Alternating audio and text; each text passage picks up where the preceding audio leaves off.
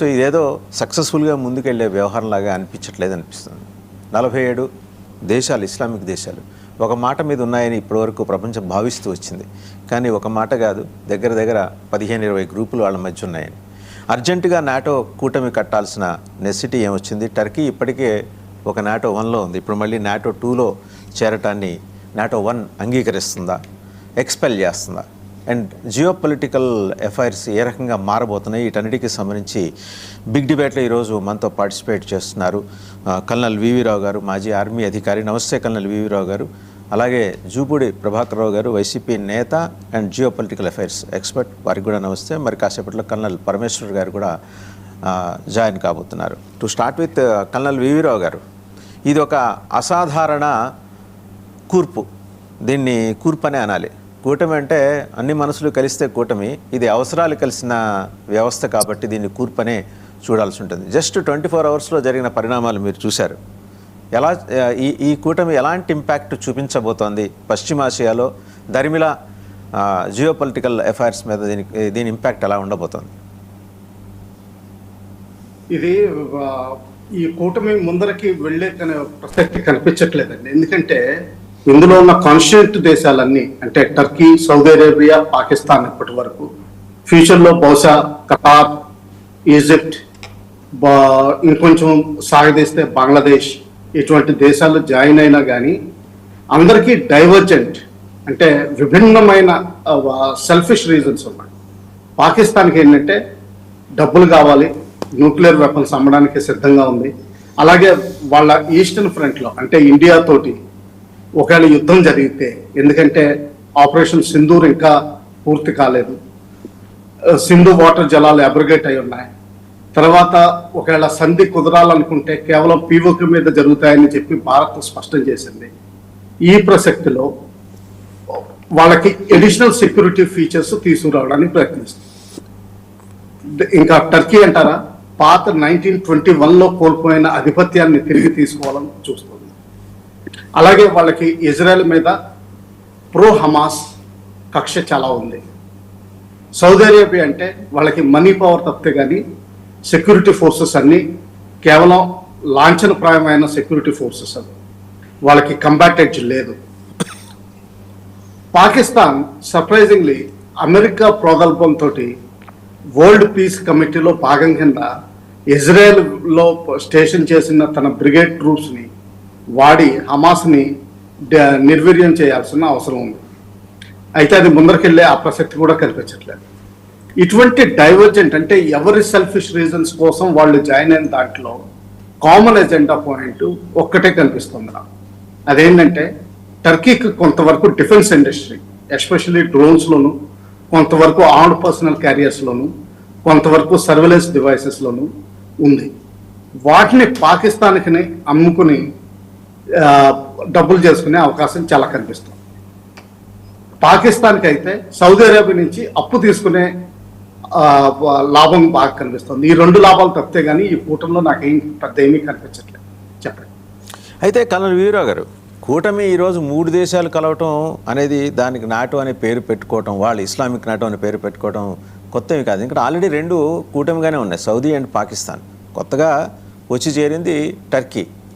టర్కీకేమో అదొక అవసరం, పాకిస్తాన్కేమో దైన్యం, and Saudi దగ్గరేమో డబ్బులు ఉన్నాయి, విచ్చలవిడిగా వాళ్ళు వెదజల్లగలరు, సైన్యాలని కొనుక్కోగలరు.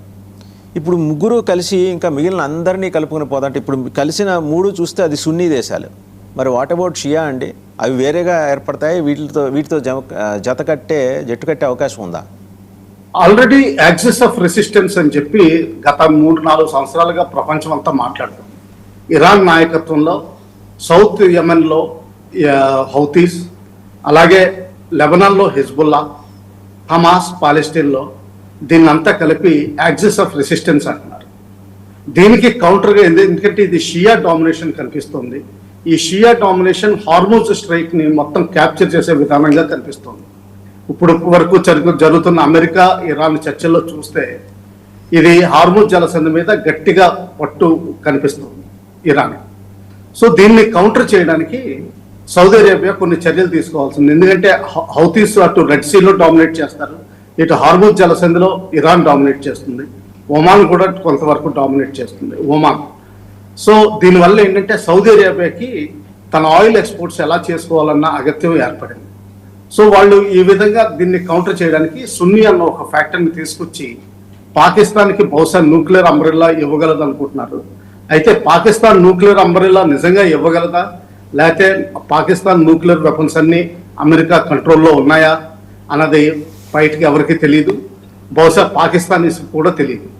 కేవలం టాప్ పాకిస్తానీ ఆర్మీ లీడర్స్కి, అమెరికాకి మాత్రమే తెలుసు. సో ఈ విధంగా చూస్తే ఎట్టి పరిస్థితుల్లోనూ ఇది సక్సెస్ అయ్యేటట్టు కనిపించట్లేదు. ఎందుకంటే పాకిస్తాన్ ఆల్రెడీ 18 ఎయిర్క్రాఫ్ట్ సౌదీ అరేబియాలో డిప్లాయ్ చేసింది, ఒక బ్రిగేడ్ లెవెల్లో ట్రూప్స్ని అక్కడ ప్లేస్ చేసింది. కానీ హౌతీస్ మీద ఇంకా ఆపరేషన్స్ మొదలు పెట్టలేదు. హౌతీస్ మీద ఆపరేషన్ మొదలు పెడితే ఇప్పటి వరకు ఉన్న ఒక కంటెండర్, అంటే ఈ గ్రూప్లో జాయిన్ అయ్యే కంటెండర్ కింద ఉన్న ఖతార్, అది బయటకు వచ్చేస్తుంది. సో ఏంటంటే ఇది నాన్ స్టార్టర్ అని అనిపిస్తుంది. దానికి ఒక హోలీ నేమ్ ఇచ్చారు, మక్కా ప్యాక్ట్ అన్నట్టుగా. తర్వాత నాటో అని చెప్పి దానికి ఏదో పవర్ఫుల్ ఇన్స్టిట్యూషన్ కింద చూపించాలని చూస్తున్నారు. అయితే నాటోలో ఒకటి ఉంది, దాదాపు 80% అంతా నాటోలో అంత అమెరికన్ ఎక్విప్మెంట్ వాడుతుంది. తర్వాత అమెరికా విపరీతంగా ఫైనాన్స్ చేస్తుంది. ఇక్కడ కేవలం సౌదీ అరేబియా ఫైనాన్స్ చేయాలంటే అంత కేపబిలిటీ అనిపించట్లేదు. ఎందుకంటే సౌదీ అరేబియా ఉన్న ఫైనాన్సెస్ అన్ని దాదాపు $80 to $100 బిలియన్ అన్ని అమెరికాలో ఇరుక్కుపోయి ఉన్నాయి, ఫిక్స్డ్ డిపాజిట్స్. సో దానివల్ల ఫైనాన్సెస్ తీసి ఇక్కడికి డైవర్ట్ చేయడానికి కూడా వాళ్ళకి అంత స్కోప్ కనిపించట్లేదు. ఆ విధంగా చూస్తే ఇది సౌదీ అరేబియా లీడర్ కింద ఎమర్జ్ అవ్వగలదా అన్నది డౌట్.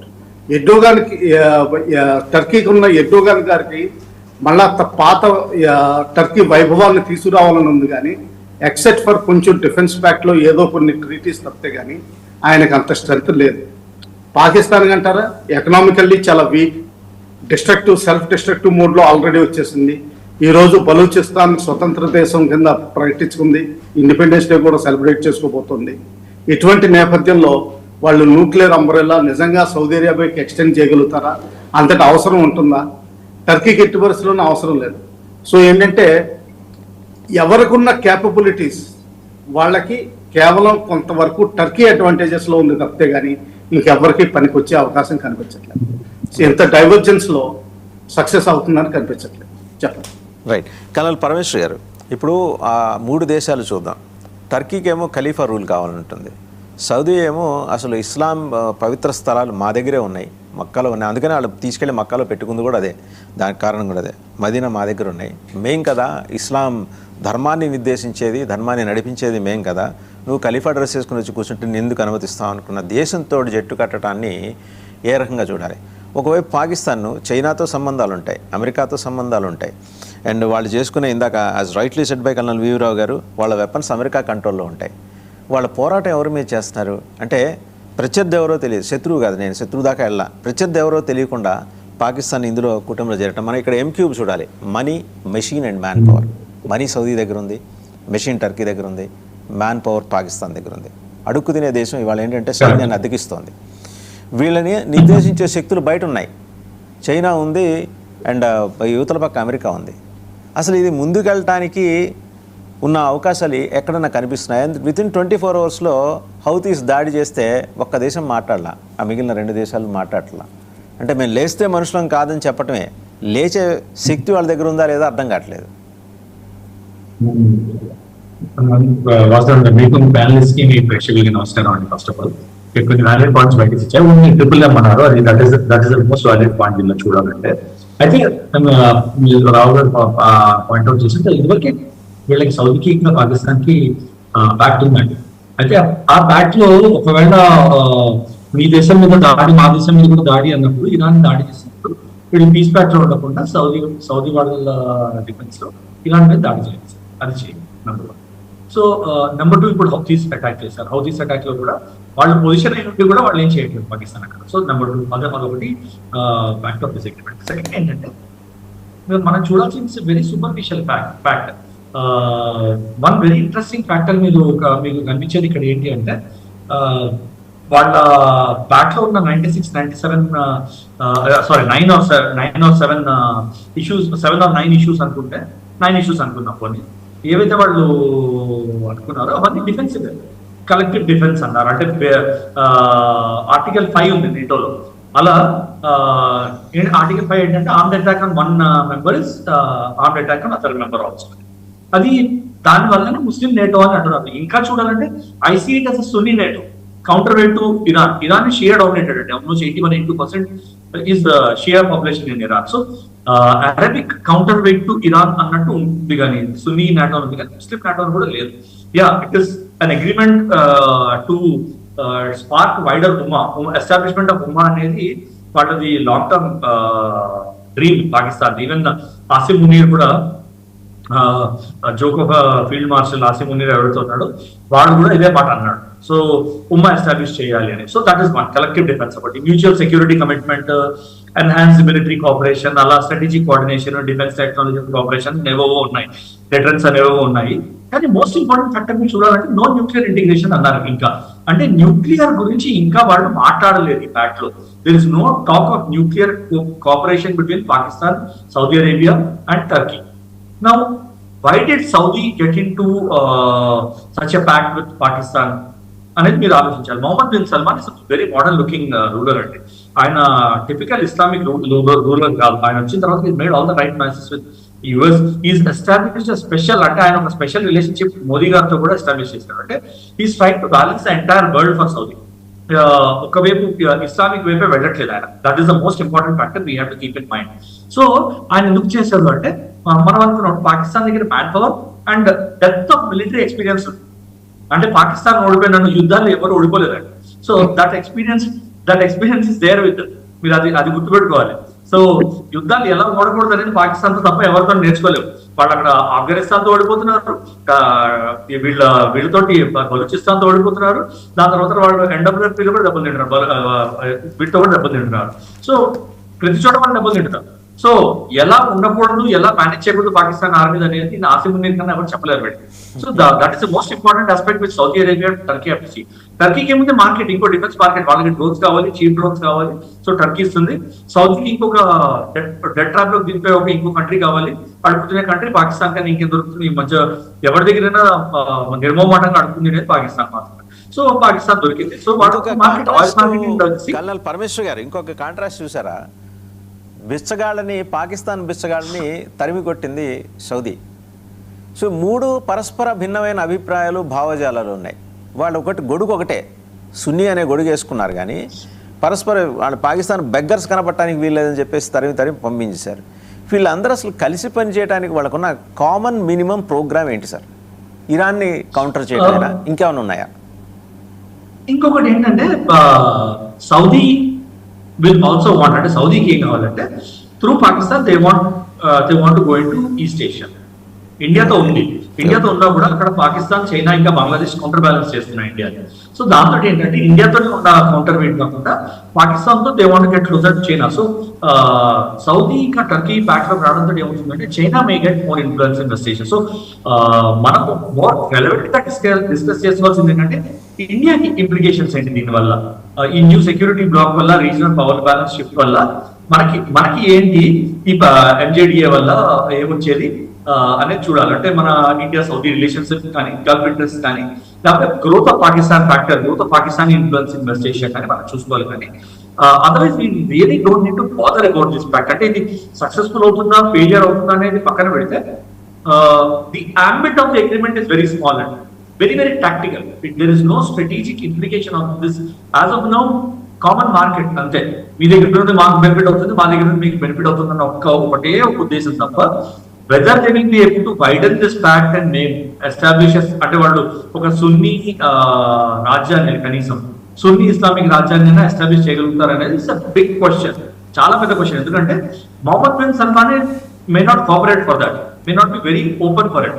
మళ్ళీ ఇస్లామిక్ వరల్డ్ ని ఎలిమినేట్ చేయడం, దాంతో సౌదీ అరేబియాని వాళ్ళ మార్కెట్ ని ఎలిమినేట్ చేసుకోవడం మొహమ్మద్ బిన్ సల్మాన్ కి నచ్చకపోవచ్చు నాకు తెలిసి, because is a very powered looking leader. So ఎంతవరకు ముందరికెళ్తుందనేది తెలియదు. ఇట్స్ వెరీ టాక్టికల్ ఎలియన్స్ అని చూడాలి. కానీ దానికి మనం ఇండియా ఏం చేయాలి, ఇండియా స్ట్రాటజిక్ గా లాంగ్ టర్మ్ స్టెప్స్ ఏమి తీసుకోవాలి, ఇండియా ఎట్లా వాచ్ చేయాలి దీన్ని, అండ్ ఇప్పుడు కౌంటర్ యాక్షన్స్ ఎలా ఉండాలనేది మనం డిస్కస్ చేసుకుందాం. రైట్. జూపూడి గారు, మీరు డిఫెన్స్ రంగంలో చాలా సంవత్సరాలు బాధ్యతలు నిర్వహించారు. జియోపొలిటికల్ అఫైర్స్ మీద సునిశ్చితమైన అధ్యయనం చేసిన వారుగా ఈ కూటమిని ఎలా చూస్తున్నారు? అపవిత్ర కలయిక, అవసరాల కలయిక, లేకపోతే ఎవరి మీద దుగ్ధ తీర్చుకునే కలయిక? ముందుగా సార్, మీకు వాసుదేవన్ గారు, డిబేట్లో ఉన్నటువంటి పెద్దలు వివిరావు గారు కానీ పరమేశ్వర గారు కానీ, ప్రేక్షకులకు కూడా 99 ప్రేక్షకులకి ఒక అంశాన్ని మనం చాలా జాగ్రత్తగా గుర్తుపెట్టుకొని మాట్లాడాల్సినటువంటి అంశం ఏంటంటే, పెద్దలు ఇద్దరు చాలా చాలా చక్కగా హౌ దిస్ న్యూ కూటమి ఈజ్ గోయింగ్ టు అంటే స్ట్రెంగ్తన్ ఇట్ సెల్ఫ్ ఆర్ అక్కడికక్కడే డిస్మాంటిల్ అయిపోతుందా అనే దాని మీద కూడా ప్రశ్నలు ఉన్నాయి. But as for as my knowledge goes, మనం స్ట్రాటజిక్గా మాట్లాడుకుంటే ఇప్పుడు ఈ మూడు ఇంత అర్జెంటుగా ఒక కూటమిగా ఏర్పడటానికి ప్రధానమైనటువంటి బ్యాక్గ్రౌండ్ కారణాలు ఏమై ఉంటాయి? ఇరానేనా, లేకపోతే అమెరికా ఇరాన్ వారు, లేకపోతే చైనా తటస్థంగా ఉన్నట్టుగా కనపడటం, లేకపోతే పుతిన్ లేకపోతే రష్యా, దీని ఇంపాక్ట్ జనరల్గా ఏమవుతుంది? కొన్ని సంవత్సరాలుగా జరుగుతున్నటువంటి ఉక్రెయిన్ రష్యా వారు ఏం చెప్తూ ఉంది? ఇరాన్ వారిలో అమెరికా పాకిస్తాన్ని పావుగా ఎలా వాడుకుంటుంది? ఎందుకు పాకిస్తాన్కి అంత రోలు, ఒక మీడియేటర్ రోల్ ఇచ్చేసి ఒక హోస్ట్ చేసే దేశంగా అమెరికా లాంటి అగ్రరాజ్యం, మీడియేటర్ కాదండి, బ్రోకర్ అంటే ఆ పదాన్ని దాన్ని పాకిస్తాన్కి ఎందుకు ఇచ్చింది? ఇస్తే నిజంగా ఆ కంట్రీ, పాకిస్తాన్ అనే కంట్రీ ఇంటర్నల్గా విత్స్టాండ్ కాగలుగుతుందా? కాగలిగితే బలూచిస్తాన్ విషయం ఏంటి? ఈరోజు అక్కడ ఇంకొక స్వతంత్ర దేశం బయటకు వస్తూ ఉంటే ప్రపంచవ్యాప్తంగా ఉన్న బలూచులందరూ కూడా వాళ్ళు ఫ్లాగ్స్ ఎగరేసి వాళ్ళు జెందాబాదులు కొట్టుకుంటూ ఉంటే, ఇలాంటి వీక్ సిచ్యువేషన్ ఉన్న ఏరియాలో టర్కీ, సౌదీ, పాకిస్తాన్ తోటి ఎందుకు కలిసాయి? అంటే దీని వెనకాల ఎవరున్నారు? ఒక విధంగా మనం చెప్పాలంటే దీని వెనకాల పెద్దన్న పాత్ర ఎవరు పోషిస్తూ ఉన్నారు? Is it really America? ఒకళ్ళు చూసినట్లయితే what would the real purpose of America? America ఇందాక పరమేశ్వరన్ మన కర్నల్ గారు చెప్పినట్టుగా ప్రతి 6 నెలలకు 3 నెలలకు లేకపోతే ప్రతిరోజు యుద్ధం చేసి ఇంకో దేశంతో అమెరికా ఒకవైపు, అంటే వాళ్ళ అవసరాల కోసం ఊరికేం చేయరు వాళ్ళు కూడా. అమెరికా వాళ్ళు కూడా ఎక్కడ రిసోర్సెస్ ఉంటాయో, ఎక్కడైతే వాళ్ళ అవసరాలు తీరుతాయి అనుకుంటారో అక్కడ మాత్రమే యుద్ధం చేయడానికి రిసోర్సెస్ కాదు, వాళ్ళ వెపన్స్ అమ్ముకోవడానికి యుద్ధాలు చేస్తారు వాళ్ళు. Weapons is secondary sir. నాకు తెలిసి ఈ రోజు కూడా ప్రపంచవ్యాప్తంగా మీరు జియో పొలిటికల్స్ని మనం చూడగలిగితే, అమెరికాలో ఉన్నటువంటి రిసోర్సెస్, ఒక్క రిసోర్సెస్ కూడా వాళ్ళు ట్యాప్ చేయకుండా ప్రపంచవ్యాప్తంగా ఉన్న రిసోర్సెస్ని వాళ్ళు ఎలా వాడుకుంటున్నారు? ఇది మనకి అంటే అనొచ్చు అనకూడదు నాకు తెలియదు, కానీ ఇప్పుడు వచ్చినటువంటి ఈ రీజియంలో వచ్చినటువంటి ట్రంప్ ఒక పిచ్చోళ్ళగా కనబడుతున్నాడు. కానీ the purpose of American rulers మొత్తం ప్రపంచవ్యాప్తంగా చూసినప్పుడు ఆఫ్టర్ డిసింటిగ్రేషన్ ఆఫ్ యుఎస్ఎస్ఆర్ మనకి ఏం కనబడుతుంది? అమెరికా రష్యా ఐక్యంగా ఉన్నప్పుడు అమెరికా రష్యా స్టార్ వార్ టెక్నాలజీని వాడాలని, ఆకాశంలో అవసరమైతే యుద్ధం చేసుకునే టెక్నాలజీని వీళ్ళిద్దరూ సమకూర్చుకుని అగ్రరాజ్యాలుగా ఉన్నటువంటి దాని నుంచి ఇప్పుడు ప్రతి దేశానికి వాళ్ళు వెపన్స్ పంచుకునే దానిలోకి, లేదా ప్రతి దేశంలో ఇంటర్ఫీరెన్స్ అయిపోయి అక్కడ గొడవలు నేపథ్యంతో, లేదా అక్కడ వాళ్ళ మధ్య ఉన్నటువంటి చిన్న చిన్న కాన్ఫ్లిక్ట్స్ తోటి ఒకరిని ఎగదోయటం, ఇంకొకరిని దగ్గర తీసుకోవటం, ఇంకొకరితో యుద్ధం చేయించడం, ఇవన్నీ చూసినప్పుడు Iran war is a lesson. ఒక నెలలోనే మొత్తం ముగించి మనం ముందుకెళ్తామని వచ్చినటువంటి ట్రంప్ కానీ, అమెరికా కానీ, లేకపోతే మిగతా దానికి అనుబంధంగా ఉన్నటువంటి కొన్ని డెసిషన్ మేకింగ్ కంట్రీస్ కానీ ఏమైపోయింది? 1 month అయిపోయి ఎంతకాలం అయిపోయింది? ఈ రోజు కూడా సందిగ్ధ అవసరం ఉన్నది కదా. Is really America is control Iran, geographical situation చేయగలుగుతుందా? ఇరాను ఎంత రిటాలియేషన్లో ఉన్నది ఈరోజు. ఆఫ్ కోర్స్ ఇజ్రాయెల్, అమెరికా రెండు కలిపి ఏదన్నా చేయాలనుకుంటే వాళ్ళకున్నటువంటి గొడవలతోటి ఇవన్నీ జరుగుతున్నాయేమో కానీ. సో ఇప్పుడు ఈ కూటమి ఏర్పడినటువంటి Turkey, no doubt about it, టర్కీని మనం చూసినట్టయితే ఈ మూడిట్లో సైనికంగా చాలా వ్యూహాత్మకంగా బలమైనటువంటి ఒక కంట్రీగా టర్కీ మాత్రమే కనబడుతుంది. ఏముందండి, మొన్న జరిగినటువంటి వార్లో మనతోటి కానీ లేకపోతే ఇంకొక చోట కానీ పాకిస్తాన్ కెపాసిటీస్ ఏంటి? Without America, without American weapons Pakistan ఈ రోజు ఉన్నటువంటి ఎకనామికల్ సిచ్యువేషన్లో ఇంకొక దేశంతో వార్ చేయగలిగే సిచ్యువేషన్ పాకిస్తాన్కి ఉందా? Really? Pakistan international political systems ఏంటి?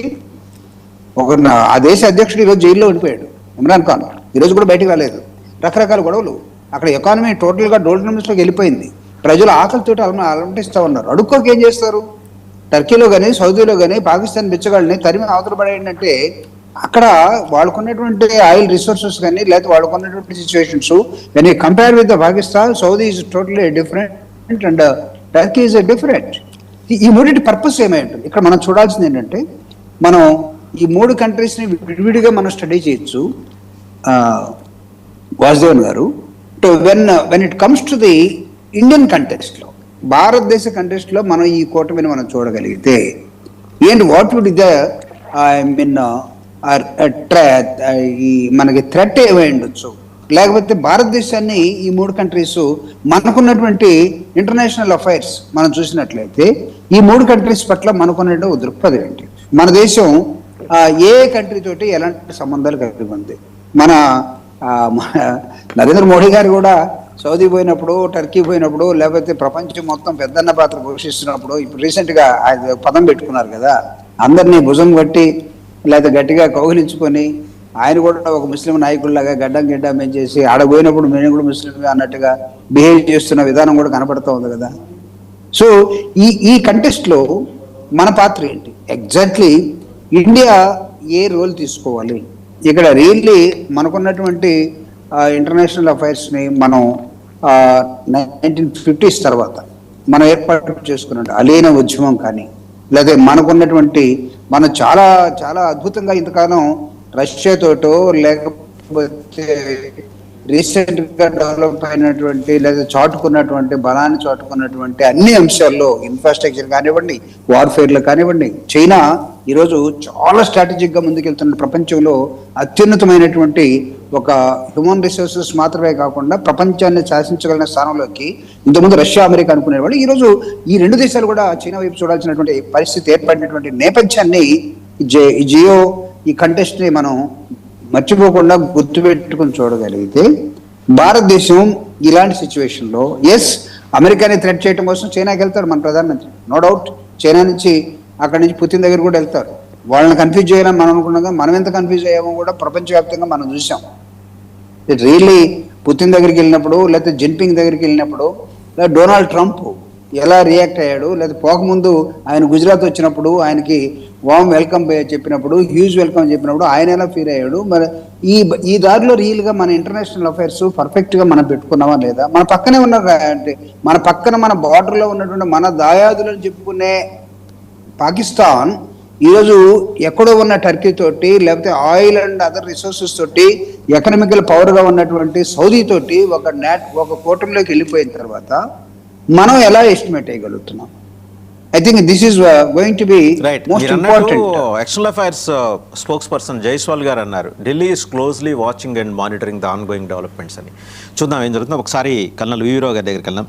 Sir, M³ versus H³ money, machine, man power, Hezbollah, Hamas and ఇంకోటి కనుక చూస్తే హౌతీస్. ఇప్పుడు ఈ రెండు కూడా తెర మీదకి వచ్చాయండి. ఈ రెండు అంశాలు తెర మీదకి వచ్చాయి. ఈ రెండు కాదనలేని ఫ్యాక్టర్సు. అండ్ ఇంకోటి ఏంటంటే, అమెరికాని నమ్ముకొని ఇన్నాళ్ళు గల్ఫ్ దేశాలు ఉన్నాయి. ఇక నో లాంగర్ దాంతో ప్రయోజనం లేదు అమెరికాని నమ్ముకుంటే.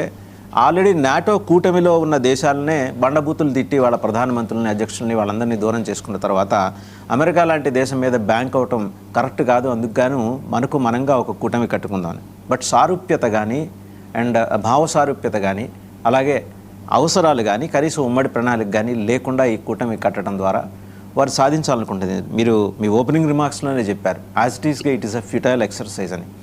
But something is behind that. ఎందుకంటే ఈ డెవలప్మెంట్ జరగానే అంత తేలిగ్గా తీసుకోలేదు ఇజ్రాయెల్ అయితే. ఇమ్మీడియట్గా మన ఇజ్రాయెల్ ప్రధానమంత్రి ఫోన్లో మాట్లాడుకున్నారు నెతన్యాహు. సో ఒక థ్రెట్ మన ముందు ఉంది, తక్షణం కాకపోవచ్చు. ఎందుకంటే అక్కడ ఉన్నది ఏంటంటే ఉగ్రకుట్రలు అమలు చేయగల టెర్రరిస్ట్ యూనివర్సిటీలు నడిపే పాకిస్తాన్ అందులో ఉంది కాబట్టి అది తీసిపారేదగ్గ విషయం కాదు. ఈ హెచ్క్యూబ్ ఏం చేయబోతోందండి ఇప్పుడు? ఇప్పుడు అమెరికా సంగతి వద్దాం. మిడిల్ ఈస్ట్ దేశాలు అమెరికా నమ్మకం పోయి వేరే సొంతంగా కూటమి చేసుకోవాలని చూస్తున్నారా, సొంతంగా సెక్యూర్ చేసుకోవాలని చూస్తున్నారా అన్నది ఒక ఆన్సర్. అయితే ఇది అమెరికా జరగనవదు. ఎస్, వాళ్ళ ఇరాన్ వీళ్ళ అమెరికా స్థావరాలన్నిటి మీద అటాక్ చేసి డ్యామేజ్ చేయాలని చూస్తుంది. కొంత కొలేటరల్ డ్యామేజ్ జరిగింది ఈ కంట్రీస్లో, కానీ ఎవరూ సీరియస్గా ఇరాన్ని ఖండించలేదు ఇప్పుడు వరకు. అంటే ఏంటంటే కేవలం అమెరికన్ టార్గెట్స్ మీద ఇరాన్ ఫైటింగ్ చేస్తుందని చెప్పి వాళ్ళందరూ గ్రహించారు. అయితే ఈ కంట్రీస్ ఒకవేళ అమెరికా యాంబిట్లోంచి బయటికి వెళ్ళాలని చూసినా కానీ ఫైనాన్షియల్ సిస్టమ్స్ అన్నీ అమెరికా చేతుల్లో ఉన్నాయి ఈ రోజు. ఎందుకంటే ఆ పెట్రో డాలర్ ఏదైతే ఉందో వీళ్ళకి డాలర్ రూపేణా అక్కడ ఎక్కువ ఇన్వెస్ట్మెంట్ చేసుకోవాల్సిన అవసరం ఈ రోజు కూడా ఉంది. అలాగే యాక్చువల్గా కూడా ఉంది. కొన్ని దేశాలు అయితే ఏకంగా ప్రెసిడెన్షియల్ ఎయిర్ క్రాఫ్టే గిఫ్ట్ ఇచ్చారు. అంటే ఏంటంటే అమెరికా మీద ఎంత డిపెండెంటో అది ప్రస్తుతానికి అయిపోయే అవకాశం కనిపించట్లేదు. ఇంకా ఇజ్రాయెల్ సంగతి అంటారా, 2 రోజుల క్రితం ఆల్రెడీ వాళ్ళు 15 పాయింట్ ఎజెండా ఏదైతే ఉందో వరల్డ్ పీస్ కమిటీలో హమాస్ని డిసామ్ చేయడానికి దానితోటి డిసగ్రీ చేశారు. అంటే వాళ్ళు స్పష్టంగా ఉన్నారు. ఇప్పుడు టర్కీకి వద్దాం. ఇదొక కాంప్లెక్స్ సిచ్యువేషన్. టర్కీ ఇజ్రాయెల్ మీద కోపంగా ఉంది. ఎందుకంటే వాళ్ళు హమాస్ తోటి హెజ్బుల్లా తోటి సత్సంబంధాలు కలిగి వాళ్ళకి సపోర్ట్ ఇవ్వాలని చూస్తున్నారు. మధ్యలో 2 సార్లు భయపెట్టాలని కూడా చూశారు. ఒకవేళ ఇజ్రాయెల్ హమాస్ని ఎక్కువ ఇది సీరియస్గా తీసుకుంటే మేము అటాక్ హమాస్కి సపోర్ట్లో వస్తామని కూడా ప్రకటించారు. అటువంటిది ఇరాన్ సైడ్ ఉన్నట్టు మనం లెక్క పెట్టుకోవాలి. ఇరాన్ సైడ్ ఉన్నప్పుడు ఈ కూటమిలో సున్నీది కలుస్తుందా, అక్కడ డైవర్జెన్స్ వస్తుంది. అలాగే పాకిస్తాన్ ఈ వరల్డ్ పీస్ కమిటీలో పార్టిసిపేట్ చేస్తుంది. బ్రిగేడ్ లెవెల్ ట్రూప్స్ మేము కంట్రిబ్యూట్ చేస్తామని కూడా చెప్పారు. ఎందుకంటే అది cross subsidising their armed forces expect. తర్వాత కొంచెం లోన్ సృష్టించుకోవచ్చు అందువల్ల చెప్పి వాళ్ళు అగ్రీ చేశారు. అంటే ఏంటంటే వాళ్ళు ఇజ్రాయెల్ని ఇప్పటి వరకు రికగ్నైజ్ చేయకుండా ఇజ్రాయెల్ తరఫుని హమాస్ని డిసామ్ చేయడానికి సిద్ధంగా ఉన్నారు. ఇజ్రాయెల్ ఏం చెప్తుంది, మేము హమాస్ని కంప్లీట్గా డిసామ్ చేసేంత వరకు వేరే డిస్కషన్స్ ప్రసక్తి లేదని 2 రోజులు 48 గంటల క్రితం స్పష్టం చేసింది. అంటే ఏంటంటే పాకిస్తాన్ వాళ్ళకి ఇజ్రాయెల్ సపోర్ట్లో ఉంది. దీనికి డొమెస్టిక్గా సపోర్ట్ లేదు. వాళ్ళు క్లియర్గా చెప్తున్నారు, ఉగ్రవాదులు ఎవరైతే ఉన్నారో వాళ్ళు క్లియర్గా చెప్తున్నారు ఇజ్రాయెల్కి సపోర్ట్ ఇస్తే మాత్రం పాకిస్తాన్ గవర్నమెంట్ దించే ప్రసక్తిలో మేము ఉంటామని వాళ్ళు స్పష్టంగా చెప్తారు. అంటే డొమెస్టిక్ ప్లస్ ఎక్స్టర్నల్ కంపల్షన్స్ చూసుకుంటే పాకిస్తాన్ ఏ విధంగా డెసిషన్ తీసుకుంటుంది అన్నది వాళ్ళకే క్లారిటీ కనిపించట్లేదు, ప్రపంచానికి క్లారిటీ ఎట్టి పరిస్థితుల్లో ఇవ్వలేదు. టర్కీ సంగతి చూసాము. ఇటు సౌదీ అరేబియా ఇటు హౌతీస్ తోటి ఫైట్ చేయాలి, హౌతీస్కి ఖతార్ సపోర్ట్ ఇస్తుంది. ఈ విధంగా చూస్తుంటే చాలా కాంప్లెక్స్గా కనిపిస్తుంది. ఈ యుఎస్ఏ పర్మిషన్ లేకపోవచ్చు ఈ కూటమికి ఏర్పాటు చేయడానికి. చాలామంది కొంతమంది మీడియాలో ఏమన్నారంటే ఇదంతా యుఎస్ఏ ప్రోగల్పంతో పుష్ తోటి చేసిన ఇరాన్కి ఎగ్నెస్ట్గా చేసే గ్రూప్ అని. కానీ అది నా దృష్టిలో అనిపించట్లేదు. సో షియా సున్నీ అన్నది కేవలం ఆర్టిఫిషియల్ క్రియేషన్. సో ఈ విధంగా చూస్తుంటే ప్రస్తుతానికి మాత్రం చాలా కాంప్లెక్స్గా ఉంది. చైనా ఇప్పటి వరకు ఒక్క స్టేట్మెంట్ ఇవ్వలేదు దీని గురించి. ఇప్పుడే కాదు, అంటే వాళ్ళ చైనా ఎప్పుడు ఇవ్వదు కదా. చైనా అంతా బ్యాక్డోర్ పాలిటిక్సే కదా చైనా చేసేది. ఎగ్జాక్ట్లీ. కొంతవరకు అప్పుడప్పుడు కొంత స్పష్టత చేస్తూనే ఉంటారు. ఫర్ ఎగ్జాంపుల్ చైనా పాకిస్తాన్కి క్లియర్ కట్ వార్నింగ్ ఇచ్చింది. ఇండస్ వాటర్ ట్రీటీ అబ్రిగేషన్ గురించి మీరు కౌంటర్ చర్య కింద వాళ్ళ డ్యామ్స్ ఏమిది డ్యామేజ్ చేయొద్దని చెప్పి 3 సార్లు పబ్లిక్గా ఇంటర్నేషనల్గా వార్నింగ్ ఇచ్చింది. అంటే అప్పుడప్పుడు ఇస్తారు వాళ్ళకి కావాల్సినప్పుడు. వాళ్ళు చాలా ఆచితూచి అడుగు వేస్తారు. ఇప్పటి వరకు ఒక్క స్టేట్మెంట్ ఇవ్వలేదు. కానీ ఈ కూటమి సున్నీ కూటమి వల్ల ఎస్ చైనాకు బెనిఫిషరీగా ఉంది. ఎందుకంటే అమెరికన్ అంబిట్ నుంచి బయటకు వచ్చే అవకాశాలు కొంచెం కనిపిస్తాయి. కానీ చైనా మళ్ళా ఇరాన్ తోటి సత్సంబంధాలు కలిగి వాళ్ళ మెయిన్ సపోర్ట్ ఇప్పుడు చైనానే కనిపిస్తుంది. కొంతవరకు రష్యా ఉన్నా కానీ చైనా కనిపిస్తుంది. సో ఈ విధంగా చాలా కాంప్లెక్స్ రిక్వైర్మెంట్స్ తోటి ఎవరు సెల్ఫిష్ రీజన్స్ తోటి వాళ్ళు చేసుకుంటూ పోతున్నారు. పాకిస్తాన్ అయితే మాత్రం యాంటీ ఇండియా స్టాన్స్ తోటి ఈ కూటమిలో చేరుతుంది, అది మాత్రం క్లియర్. సెకండరీ ఏం లోన్స్ సృష్టించుకోవడం అవ్వచ్చు, కానీ ప్రైమరీ ఏమి మాత్రం ఇండియా నుంచి తప్పించుకోవడానికి చూస్తుందని నా అభిప్రాయం. చెప్పండి. కల్నల్ పరం గారు, ఒకవేళ పాకిస్తాన్ ఆ రకంగా ఆలోచించే పక్షంలో నిజంగా పాకిస్తాన్కి ఈ కూటమి నుంచి రక్షణ దొరుకుతుందా? వాళ్ళ దగ్గర అణ్వాయుధాలు ఉన్నాయని వాళ్ళ క్లెయిమ్ ఉండుండొచ్చు, బట్ అది చైనా 2 నెంబర్ మాల్ లాంటివా, లేకపోతే ఒకవేళ నిజంగా ఉంటే అవి అమెరికా కంట్రోల్లో ఉన్నాయా? అమెరికా కంట్రోల్లో ఉంటే అమెరికాకి చెప్పకుండా ప్యాంటు షర్ట్ కూడా వేసుకొని ఈ సయ్యద్ అసీం మునీర్ అమెరికా నోటీసులో లేకుండానే వెళ్ళి ఈ కూటమిలో జాయిన్ అవుతాడా? అంటే పేరుకి అక్కడ షహబాజ్ షరీఫ్ని చూపిస్తారు ఫోర్ ఫ్రంట్లోకి, అంతిమంగా నడిపేది ఈయనే కాబట్టి. పెద్ద ఫీల్డ్ మార్షల్ అండి మీరు, బాబు ప్యాంట్ షర్ట్ కూడా అమెరికా అడగకుండా వేసుకుంటాడంటే ఎట్లా? అంటే చిన్న పిక్చర్స్ ఎట్లా ఫీల్డ్ మార్షల్ డిక్లేర్ చేసుకున్నారు ఓడిపోయిన యుద్ధానికి. ప్రపంచంలో హిస్టరీలో పెద్ద ఫస్ట్ టైం అసలు ఎవరైనా military ruler has declared himself field marshal for last battle. So jokes apart, but ఏంటంటే పాకిస్తాన్కి బెనిఫిట్ ఏమైనా ఉంటుందా అంటే, అడుక్కునేవాడు ఏంటి దగ్గర అడుక్కుంటాడండి, ఇంకో అడుక్కునేవాడి దగ్గర అడుక్కుంటాడు అవసరం పడుతుంది. సో పాకిస్తాన్ పరిస్థితి అది అసలు. వాళ్ళ శాలరీస్, వాళ్ళ గవర్నమెంట్ సర్వెంట్స్కి శాలరీస్ ఇచ్చుకునే స్టేట్లో లేరు. సో వాళ్ళకి ఏం కావాలంటే కంటిన్యూయన్స్ ఆఫ్ గోల్స్ కావాలి. వాళ్ళు ఇంట్రెస్ట్ కట్టే కూడా పొజిషన్లో లేరు, ఎందుకంటే domestic production is zero. So వాళ్ళ డొమెస్టిక్ ప్రొడక్షన్ జీరో ఉన్నప్పుడు వాళ్ళవి ఉన్నదంతా వాళ్ళు ఐఎస్ఐకి వాటికి కమిట్ చేసినప్పుడు, కరప్షన్కి కమిట్ చేసినప్పుడు they don't have anything to survive. కొంచెం వాళ్ళు యూఎస్ ఇచ్చే విరాళాల మీద, చైనా ఇచ్చే అప్పుల మీద బతుకుతున్నారు తప్ప, లేకపోతే వాళ్ళు బతకలేరు. So they also have to diversify. పైసలు దేశాల దగ్గరికి, ఎక్విప్మెంట్ ఉన్న దేశాల దగ్గరికి పెట్టాలి వాళ్ళు. సో టర్కీ దగ్గరికి వెళ్ళడానికి, సౌదీ అరేబియాకి వెళ్ళడానికి purely that is the reason.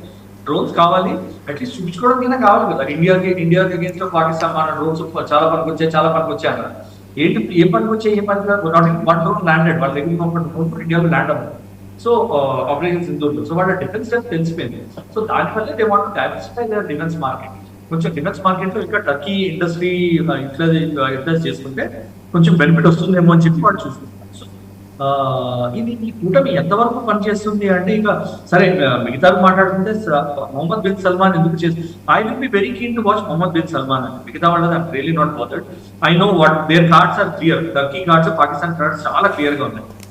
Mohammed bin Salman cards ఏంటి ఇక్కడ పాకిస్తాన్ తో ఇన్వాల్వ్ అవడంలో? Is it a nuclear interest అని? ఎందుకంటే India is committed not to proliferate non nuclear countries. అంటే న్యూక్లియర్ టెక్నాలజీ వేరే దేశాలకు అమ్మదు ఇండియా, కానీ పాకిస్తాన్ ఎగ్జిస్టెన్షియల్ క్రైసిస్ కోసము అమ్ముకుంటుంది. సో ఇండియాతో వేరే trade relations, other relations, leader to leader connect మంచిగా మెయింటైన్ చేస్తున్నా కూడా పాకిస్తాన్ తో ఎంగేజ్ అవ్వడానికి కండిషన్ పెట్టదు India. No country will have such condition, no country can have such condition. So Pakistan తో వాడుకున్న మార్కెట్ లో నుంచి ఏమి ఇవ్వచ్చు పాకిస్తాన్ కి, ఎలా వాళ్ళతో ఇన్వాల్వ్ అవ్వచ్చు, strategic food holding east Asia ఎలా రావచ్చు అనేది చూస్తుంటారు China. He may be looking at it as a counterweight also, counterweight for foray into the communist bloc, Russian Chinese bloc లోకి foray చేయడానికి ఏమైనా ఆపర్చునిటీ ఉంటుందా పాకిస్తాన్ తో అనేది కూడా చూస్తూ ఉండొచ్చు. So more than Russia, China, it may be China not, because even North Korea is a big market. ఎవడొద్దున్నా కూడా చైనా అమ్ముతుంది నార్త్ కొరియాకి, నార్త్ కొరియా అమ్ముతుంది. అలాగే you never know Saudi interest rate on that. So adokate I will be very keen to watch next few days, next few months. అదొకటే నేను చూడదలుచుకున్నది ఏంటంటే Mohammed bin Salman ఎట్లాంటి మూవ్స్ చేస్తాడు. ఇంకా మనం ఎలా చేస్తున్నాము, ఎలా వాచ్ చేస్తున్నాం అంటే యాజ్ నౌ మనం ప్యానిక్ అవ్వాల్సిన ఇష్యూ లేదు. బట్ ఎస్, మనము one thing which you will certainly do and I'm very sure India will do is deepening of naval ties with countries like France, countries like Britain, countries like USA, deepening of ties and military cooperations, and Arabian Ocean lo intense activity of exercise, joint exercise survey in future we are going to increase. That is a very clear foregone conclusion. అంటే దానిలో పెద్ద strategist అవ్వాల్సిన అవసరం లేదు. Pakistan, Turkey, China defence access ని counter చేయాలంటే, arms supplies dynamic ని, maritime architecture ని కౌంటర్ చేయాలంటే క్లియర్ గా IOR ఏదైతే ఉందో ఇండియన్ ఓషన్ రీజియన్ ని protecting economic leverage and strengthening maritime security, ఈ మూడింటిని మనము ఇండియన్ ఓషన్ రీజియన్ లో ఆల్రెడీ నెట్ సెక్యూరిటీ ప్రొవైడర్ గా ఇండియా ఎమర్జెన్సీ. అదే పొజిషన్ అరేబియన్ సీలో కూడా ఎమర్జ్ అవ్వడానికి ట్రై చేస్తాం. Will try to get foothold in the Arabian Sea and counter what Pakistan Saudi axis is doing so that a state of Malacca ఇంకా strengthen చేసుకోవడానికి it side. So Indian Ocean region నుంచి మన area of influence Arabian సీలో పెంచుకోవడానికి India try చేస్తుంది. That is a foreground conclusion అంటే that is very very clear. కాకపోయినా కూడా ఇండియా కూడా move towards that direction. But now India will firmly move towards that direction. That is the only implication you should look at. Economic implications కి మనం ఇప్పుడు కంగారు పడిపోయి ఎత్తిపోయి పరిగెట్టాల్సిన అవసరం ఏమీ లేదు. We can wait, watch and see. ఏమవుతుందో చూసి దాని తర్వాత మనం డిసైడ్ చేయొచ్చు. We still have time for it. వీళ్ళ ఫైనల్ ప్రింట్ ఏంటనేది ఇంకా బయటికి రాలేదు. ఐ ఓన్లీ సీ నేను ఇందాక అన్నట్టు I'm really not concern. It's just a tactical and cosmetic agreement. So దీనివల్ల మనం ప్రిపేర్ అయిపోవాల్సిన అవసరం ఉంటుంది. అలా ఇగ్నోర్ కూడా చేయలేదు. ఇంటర్నేషనల్ రిలేషన్స్ లో ఒకటి మనం నేర్చుకున్నది ఏంటంటే last 15 years, especially last 15-20 years లో no development can be ignored. ఏ డెవలప్మెంట్ అయినా కూడా మీరు దాన్ని ఇగ్నోర్ చేయలేరు. చిన్న చిన్న డెవలప్మెంట్ కూడా చాలా జాగ్రత్తగా చూసి స్ట్రాటజైజ్ చేసి మనకి ఇంప్లికేషన్స్ ఏంటంటే స్టడీ చేయాలి. స్టడీ చేసి మన యాక్షన్ ప్లాన్ రెడీ పెట్టుకోవాలి. అదర్వైజ్ మనము వెనక్కి పరిగెడుతూనే ఉంటాం కానీ we will not be ahead of the curve. So we will watch it, we will have our plans, we will have our discussions. But as it is అంటే ఈ మన ప్రధానమంత్రి ఇజ్రాయెల్ ప్రధానమంత్రి మాట్లాడుకోవటాన్ని ఎలా చూడాలి ఫోన్లో ఈ డెవలప్మెంట్స్ విషయంలో? అంటే ఏదో భయపడుతున్నారని కాదు, అప్రమత్తంగా ఉండాల్సిన necessity. And there are indications international media, బహుశా చైనా స్పాన్సర్డ్ మీడియా ఉంది కదా అమెరికాలో, వాళ్ళు రాస్తున్న కథనాలు చూపిస్తున్న ఈ విజువల్ మీడియాలో చూపిస్తున్న అంశాలు దృశ్యాలు చూస్తే కనుక ఎంబీఎస్ మహమ్మద్ బిన్ సల్మాన్ని టార్గెట్ చేస్తోంది ఇజ్రాయెల్ అనే పద్ధతిలో వాళ్ళు రాస్తున్నారు. ఆయన్ని ఫిజికల్గా ఎలిమినేట్ చేయాలని చెప్పేసి. మీరు ఇందాక అన్నట్టు MBS has been playing a crucial role. ఆయన విజన్, మనకి ఇక్కడ కొందరు నాయకులు ఉన్నారు, వాళ్ళకి 2040 ఎలాగో ఆయనకి 2080 ఉంది ఆయనకి. సో ఆ విజన్లో భాగంగా ఆయన న్యూక్లియర్ పవర్ ఉన్న నేషన్గా సౌదీని తీసుకెళ్ళడానికి ప్రోగ్రెసివ్గా ముందుకెళ్తారు. నాట్ ఓన్లీ దాట్, ఇంకా చాలా అంశాల్లో కూడా ఆయన కొంత లిబరల్ థాట్ ప్రాసెస్లో వెళ్తున్నారు. అంటే ఆ క్లచెస్ నుంచి, ఫండమెంటలిస్టిక్ క్లచెస్ నుంచి దాన్ని కొంత లిబరేట్ చేసే ప్రయత్నం చేస్తున్నాడు. సో ఇది ఒక అంశం అయితే. రెండో అంశం, why Israel is so particular about MBS?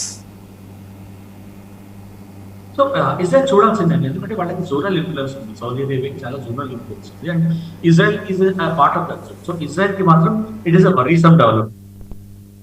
Pakistan, Turkey అయ్యాయి మోర్ ఎక్స్ప్లిసిట్ గా ఇన్వాల్వ్ అయ్యింది.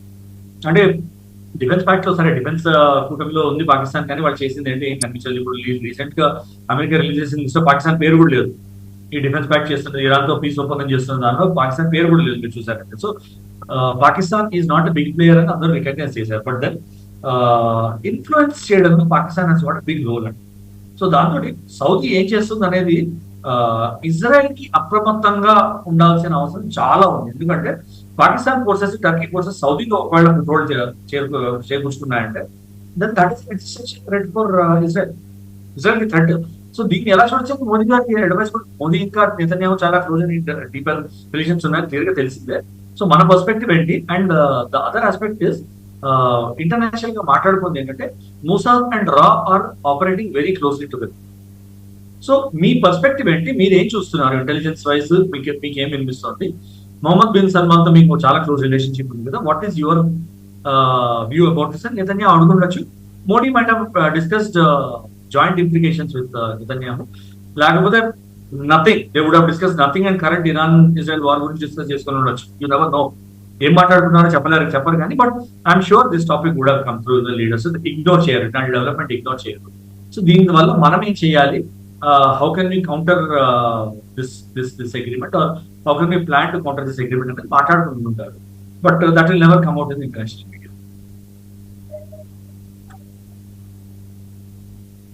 వాసన్ గారు మీరు మ్యూట్ లో ఉన్నట్టుంది, మీ వాయిస్ రావట్లేదు. ఎవరిదండి? జూపుడి గారు వినిపిస్తోందా? వినపడుతుంది సార్, వినపడుతుంది. ఒకే దేశానికి సైన్యాన్ని, బిచ్చగాళ్ళని పంపగల సమర్థత, దక్షత ఉన్న పాకిస్తాన్ అదే దేశం నుంచి మళ్ళీ నిరసన, వ్యతిరేకత ఎదుర్కొని ఆ బెచ్చగాళ్ళని వెనక్కి పిలిపించుకున్న పాకిస్తాన్ ఈరోజు సౌదీ ఎదగటం కోసం అందులోకి దిగిందా? అంటే వీళ్ళకి అవసరం చెప్పాం కదండి, పొద్దున ఈరోజు మార్నింగ్ బ్రేక్ఫాస్ట్ చేస్తే మధ్యాహ్నం లంచ్కి డబ్బులు ఉన్నాయా లేదా జేబులు ఎత్తుకునే పరిస్థితి షహబాజ్ షరీఫ్కి సయ్యద్ హసీం అమీర్కి. పాకిస్తాన్ ఎదగటానికి ఈ కూటమి ఉపయోగపడుతుందా?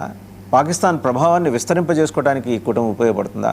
లేకపోతే అంతిమంగా ఇప్పటివరకు డిస్కస్ చేసిన పాయింట్స్ నుంచి ఎలిసిట్ అవుతున్న అభిప్రాయం కనుక చూస్తే, వెల్లడవుతున్న అభిప్రాయం చూస్తే, సౌదీ ఒక విజనరీ లీడర్ కంట్రీగా ఇస్లామిక్ నేషన్స్ మధ్య ఎదిగే ప్రయత్నం చేస్తుందా? ఇది ఇరాన్కి కంటగింపు చర్య, ఇరాన్ని దీనికి అంగీకరిస్తుందా? సార్, ఈ వండర్ఫుల్ క్వశ్చన్ వాసుదేవన్ గారు. ఇప్పుడు అంటే కరెంట్ పాలిటిక్స్ కానీ మనం రీసెంట్గా జరుగుతున్న వార్ని మనం విశ్లేషించగలిగితే ఇరాన్ బేస్డ్గా జరుగుతూ ఉంది. దీనికి అపోనెంట్గా అమెరికా తోటి కలిసినటువంటి నిరంతరం యుద్ధంలో ఉన్న ఇంకొక దేశం ఏంటంటే ఇజ్రాయెల్. సో ఈ కూటమి ఎఫెక్ట్ లేకపోతే ఎమర్జెన్సీ ఆఫ్ దిస్ కూటమి అది నిజంగా ఉంటుందా, పోతుందా, లేకపోతే ఎంతకాలం ఉంటుంది, ఈ రిలేషన్స్ అన్ని కూడా తాత్కాలికమైనవా లేకపోతే పర్మనెంట్ రూపంలో ఉన్నాయా, నాటోలో ఉంటాయా అని మనం చూసినప్పుడు ఈ 47 కంట్రీస్తో పాటు ఇంకా కొన్ని వస్తాయా, లేకపోతే రియల్గా దీని వెనకాల ఎవరున్నారు, what is the real economy, లేకపోతే బేస్ ఆఫ్ పాకిస్తాన్ ఈరోజు చూసినప్పుడు నాకు తెలిసి పాకిస్తాన్ ప్రపంచవ్యాప్తంగా ఒక జోకర్ కంట్రీగా నిలబడే ఒక అవకాశం మాత్రమే కనబడతాం. నేను ఈ మాట అనొచ్చోలేదో నాకు తెలియదు, కానీ వాళ్ళకున్నటువంటి స్ట్రెంగ్త్ చూసినప్పుడు కానీ వాళ్ళకున్న ఫైనాన్షియల్ కండిషన్స్ కానీ మనం ఒక స్టడీ చేసినప్పుడు చూస్తే పాకిస్తాన్ చాలా దారుణమైన పరిస్థితుల్లోకి ఇంటర్నల్ గ్రూప్స్ తోటి థ్రెట్ ఉంది. తర్వాత ఎక్స్టర్నల్ గా భారతదేశంతో వాళ్ళకు ఉన్నటువంటి శత్రుత్వం కనబడిన నేపథ్యంలో ఒక్కసారి మన వాళ్ళు ఉరినట్టుగా ఒకసారి వెళ్తే మళ్ళీ ఎక్కడికి వెళ్ళిపోతారో, ఎవరు షెల్టర్ తీసుకుంటారో, ఎవరు కంట్రోల్ చేస్తారో. ఈ రోజు కూడా మన మీద ఉన్న నెపం ఏంటి, పాకిస్తాన్తో వారు జరుగుతూ ఉంటే అమెరికా చెప్పింది కాబట్టి మనం ఆపేసామని ఒకటి ఉంది. నిజంగా అమెరికా చెప్తే ఆపేసామా లేదా మన స్ట్రాటజిక్ విషయాలు అక్కడ ఉన్నాయా, ఇవన్నీ చూసినప్పుడు ఈ కూటమి ఇప్పుడు ఏర్పడినటువంటి కూటమి ఎవరి దేశ స్వలాభాలు వాళ్ళకు ఉన్నప్పుడు కూడా వాళ్ళ ఇంటర్నల్ కండిషన్స్ ని మనం ఒకసారి చూసినట్లయితే ఖచ్చితంగా పాకిస్తాన్ మన నైబర్ కంట్రీగా మనం చూసి మనం చాలా భారతదేశానికి ఉన్నటువంటి సార్వభౌమాధికారం అంటే ఇంటర్నేషనల్ అఫైర్స్ లో భారతదేశం ఎటు నిలబడుతుంది, ఎలా ఉంటుంది, తటస్థ వైఖరి లేకపోతే నిజంగా ఇంకొక దీంతో ఉంటుందా, లేకపోతే ఒక సాంప్రదాయానికి విరుద్ధంగా ఉంటుందా, సాంప్రదాయం మోస్తులోనే పోతుందా అని చూసినప్పుడు మనం we have to take a stand as a country ఇక్కడ. అయితే ఈ కూటమిని మనం ఎలా చూస్తాం అంటే ఇంకా కొన్ని కంట్రీస్ ఉన్నాయి కాబట్టి ప్రధానంగా ఈ 3 కంట్రీస్ కనబడతాయి. ఈ 3 కంట్రీస్లో కూడా నాకు తెలిసి ఆర్మీ పాయింట్ ఆఫ్ వ్యూలో చూస్తే టర్కీ తప్ప ఏమున్నాయి. ఈజిప్ట్ ఒకళ్ళు వచ్చిందనుకోండి, ఈజిప్ట్ వస్తే టెక్నాలజీ పాయింట్ ఆఫ్ వ్యూలో కానీ లేకపోతే వార్ఫేర్లో కానీ ఇవన్నీ ఉంటాయి. జనరల్ పర్స్పెక్టివ్లో చూసినప్పుడు ఈ కూటమి ఇంపాక్ట్ ఎక్కువ కాలం ఉంటుందో లేదో ఈరోజు నేను ఎస్టిమేట్ చేయలేను, కానీ నాకు అనిపిస్తున్నది ఇది ఎందుకో ఎవరినో బెదిరించడానికి ఏర్పడినటువంటి ఒక కూటమిలాగా మాత్రమే కనపడుతుంది. అది ఎవరి ఆదేశాల మేరకు ఇక్కడ జరిగింది. ఈరోజు మన భారతదేశం మన పరిస్థితి ఏంటంటే మోడీ గారు కానీ లేకపోతే యాజ్ ఎ కంట్రీ మనం కూడా మన సాంప్రదాయ విలువల్ని తీసేయకుండా చాలా జాగ్రత్తగా మారినటువంటి ప్రపంచ దేశాల పరిస్థితులకు అనుగుణంగా నిర్ణయాలు తీసుకోవాల్సిన పరిస్థితి. మనం ఈరోజు ఇరాన్ వార్లో చూస్తే మనం చైనా వైపు పరిగెత్తాల్సి వస్తుంది, రష్యా వైపు పరిగెత్తాల్సి వస్తుంది. అమెరికా ఎప్పుడు ఏం చేస్తుందో మనం కూడా ఊహించలేని పరిస్థితులకు వెళ్ళిపోతాం. నెతన్యాహు ఒకవేళ ట్రంప్కి ఇద్దరికి గొడవ రానంతకాలం మనం సేఫ్ ఏమో. నెతన్యాహు మోడీ గారు ఇద్దరు సడన్ గా అర్ధరాత్రి వెళ్ళిపోయి ఒకరోజు అక్కడ ఆతిథ్యం స్వీకరించి మళ్ళీ వచ్చిన తర్వాత స్టార్ట్ అయినటువంటి వార్ని ఈరోజు భారతదేశం మర్చిపోతుందా? ఎప్పుడు స్టార్ట్ అయింది అక్కడ వారు? మీకు ఇరాన్ తోటి జూపుడి గారు ఒకటి మాత్రం నిజం, మోదీ గారు వచ్చి వెళ్ళిన తర్వాత వార్ స్టార్ట్ అయిందంటే మోదీ చెప్తే ఆయన వారు మొదలెట్టాడా? కాదు కదా. వాళ్ళకి ఇప్పుడు కాదు, పాత కక్షలు ఎప్పటి నుంచి ఉన్నాయి వాళ్ళకి. అసలు నేను చెప్పేది అంటే ఇజ్రాయెల్కి ఇరాన్కి ఉన్నటువంటి ఆ ఇంటర్నల్ వ్యవహారాలు కానీ అక్కడ ఉన్నటువంటి టెర్రరిస్ట్ గ్రూప్స్ కానీ అది హమాస్ కానివ్వండి, ఇంకోటి కానివ్వండి, ఇంకో పేరుతో ఉన్నటువంటి టన్నెల్స్ కానివ్వండి, అండర్ గ్రౌండ్లో ఉన్న వాళ్ళు వెపన్స్ ఈ గొడవంతా చూస్తే sir it is all together nuclear weapons మీదే పోతున్నాం కదా. దాన్ని అమెరికా ఏం చెప్తుంది, ఇరాన్ మీద నేను ఎందుకు చేస్తున్నానంటే ఇరాన్ న్యూక్లియర్ వెపన్ వాడటానికి వీల్లేదు, అదే కదా చెప్తుంది. వాళ్ళ చేతిలో అది ఉంటే ప్రమాదం, మా చేతిలో ఉండొచ్చు, అమెరికా చేతిలో ఉండొచ్చు, రష్యా చేతిలో ఉండొచ్చు, చైనా చేతిలో ఉండొచ్చు, కానీ ఇరాన్ చేతిలో ఇదే కదా మనకు కనపడుతుంది. దానిలో నెతన్యాహు వ్యూహం ఏంటి అసలు? వీళ్ళిద్దరు నెతన్యాహుకి అమెరికాకి ట్రంప్కి ఇద్దరు గొడవ వచ్చేసింది, దూరదూరకు వెళ్ళిపోయారు. Trump is not going to support anymore Netanyahu Israel అనే అంశం దాకా మన ఇంటర్నేషనల్ అఫైర్స్ వెళ్ళిపోయి వారిలో మళ్ళీ ఇద్దరు ఒకటే నేపథ్యం.